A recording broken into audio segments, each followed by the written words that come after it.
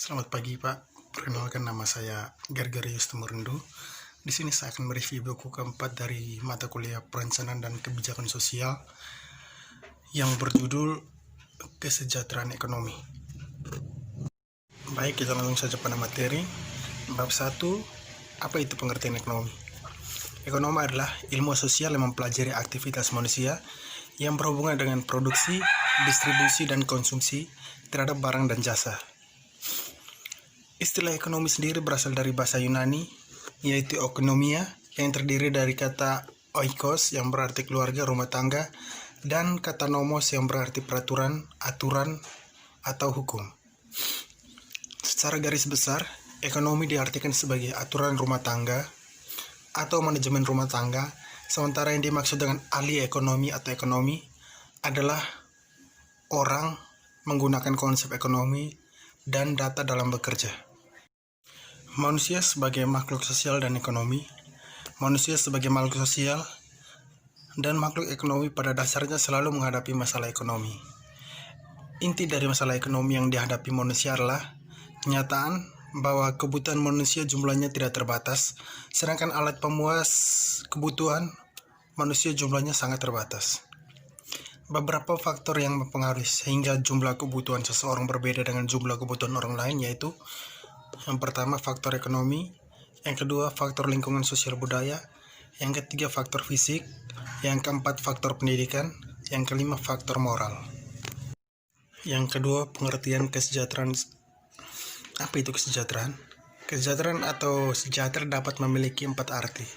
Dalam istilah umum, sejahtera menunjuk ke keadaan yang baik, kondisi manusia di mana orang-orangnya dalam keadaan makmur, dalam keadaan sehat dan damai.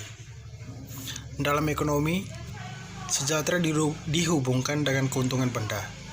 Sejahtera memiliki arti khusus resmi atau teknikal atau seperti dalam istilah fungsi kesejahteraan sosial. Dalam kebijakan sosial, kesejahteraan sosial menunjuk pada jangkauan pelayanan untuk memenuhi kebutuhan masyarakat. Ini adalah istilah yang digunakan dalam ide negara sejahtera. Yang ketiga, kesejahteraan ekonomi. Kesejahteraan ekonomi adalah sebuah cabang ekonomi yang menggunakan teknik mikroekonomi untuk mengevaluasi kesejahteraan pada tingkat agregat. Sebuah metodologi khas dimulai dengan membawa atau mengasumsikan fungsi kesejahteraan sosial yang kemudian dapat digunakan untuk menentukan peringkat alokasi sumber daya ekonomi dalam hal kesejahteraan sosial. Fungsi-fungsi semacam itu biasanya meliputi pengukuran efisiensi dan ekuitas ekonomi, meskipun upaya paling terkini untuk mengkuantifikasi kesejahteraan ekonomi meliputi serangkaian ukuran, termasuk kebebasan ekonomi, seperti dalam pendekatan kapabilitas. Bidang ekonomi kesejahteraan tersebut dikaitkan dengan 2 teori fundamental. Pekerjaan ekonomi kesejahteraan adalah kajian sistematis atas rekomendasi kebijakan normatif di bidang ekonomi. Ekonomi kesejahteraan terapan adalah upaya untuk mengatakan apa yang seharusnya berkenaan dengan kebijakan pemerintah, dan ekonomi kesejahteraan teoritis adalah upaya untuk belajar bagaimana menciptakan ekonomi kesejahteraan terapan yang andal. Setelah pertengahan abad, ekonomi kesejahteraan diajarkan secara luas. Sekarang ini jauh lebih jarang diajarkan, dan sementara beberapa penelitian berlanjut, sebagian besar diabaikan. Dalam kata-kata Aksion, keanehan adalah bahwa terlepas dari prevalensi pernyataan kesejahteraan dalam ekonomi modern, kita tidak lagi mengarahkannya pada analisis kritis. Bab kedua, utilitarianisme untuk ekonomi kesejahteraan Piaget. Prasejarah dari teori permintaan utilitas marginal sudah terkenal dan akan dijelaskan secara singkat di sini. Para ekonom politik klasik dari Smith hingga Mill dan Keynes melihat harga pasar tidak terkait dengan utilitas ini. Diungkapkan dalam paradoks Smith tentang berlian dan air. Sejalan dengan itu, para ahli ekonom politik klasik berfokus pada teori harga biaya jangka panjang dengan harga tenaga kerja sebagai ukuran biaya. Tentu saja beberapa bagian dalam tulisan klasik yang mengarah ke teori marginalis. Teori equilibrium pasar Jevons sendiri tidak bersifat utilitarian. Ini adalah teori penjelasan. Jevons memberitahu kita bahwa pertukaran akan menghasilkan surplus bagi setidaknya satu dari mereka yang masuk ke dalam pertukaran, tetapi dia menambahkan melalui kualifikasi bahwa ada motif yang hampir selalu hadir bersama kita, yang timbul dari hati nurani, belas kasih, atau dari beberapa sumber moral atau agama. Namun segera setelah penerus dan rekan penemu Jevons mulai berargumen bahwa keuntungan bersama dari pertukaran membenarkan ekonomi pasar dan kebijakan publik yang mendorong ekonomi pasar, mereka membuat penilaian yang bermanfaat. Gagasan Henry Sidgwick pantas mendapat komentar di sini jika hanya karena telah didasarkan bahwa dia mengantisipasi fondasi ekonomi kesejahteraan Pigou. Sidgwick dapat disejarkan dengan Bentham dan Mill di antara filsuf utilitarian Inggris abad ke-19 yang hebat. Bab 3. Pigou dan pendiri ekonomi kesejahteraan. Pigou dan pendiri ilmu ekonomi kesejahteraan, Arthur Cecil Pigou, adalah seorang murid dari dan anak didik Alfred Marshall, dan penerus Marshall sebagai profesor ekonomi di Cambridge.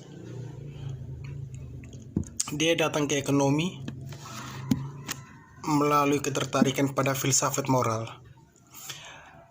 Dari karya pajang bukunya yang pertama, dia menulis, pertanyaan yang diajukan bukanlah apa yang telah dilakukan Arbirage dan konsiliasi, atau belum bagaimana mereka melakukannya, melainkan apa yang harus mereka lakukan dan bagaimana haruskah mereka melakukannya.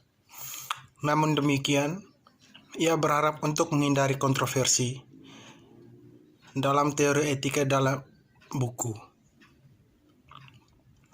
Dan kemudian ia menganggap ekonomi dengan kata-katanya sendiri sebagai ilmu positif tentang apa yang ada dan cenderung menjadi bukan ilmu normatif tentang apa yang seharusnya. Tetapi Pigou mengambil posisi ini karena dia melihat ekonomi sebagai studi yang praktis, ilmu kebijakan, dan tidak ragu-ragu untuk membuat rekomendasi kebijakan.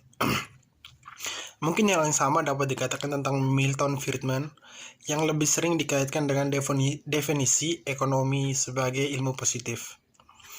Apa yang kita lihat di sini adalah ketegangan dalam ilmu kebijakan, karena rekomendasi kebijakan harus muncul dari fakta-fakta yang diverifikasi, tetapi pada saat yang sama menarik kekuatan dari nilai-nilai yang memberikan keharusan. Pada makalah Pigou tahun 1903, secara eksplisit membahas keterukuran utilitas, mengikuti definisi Visser tanpa memperhatikan kualifikasi Visser, bahwa ukuran tersebut mengandaikan bahwa fungsi utilitas dapat dipisahkan secara aditif.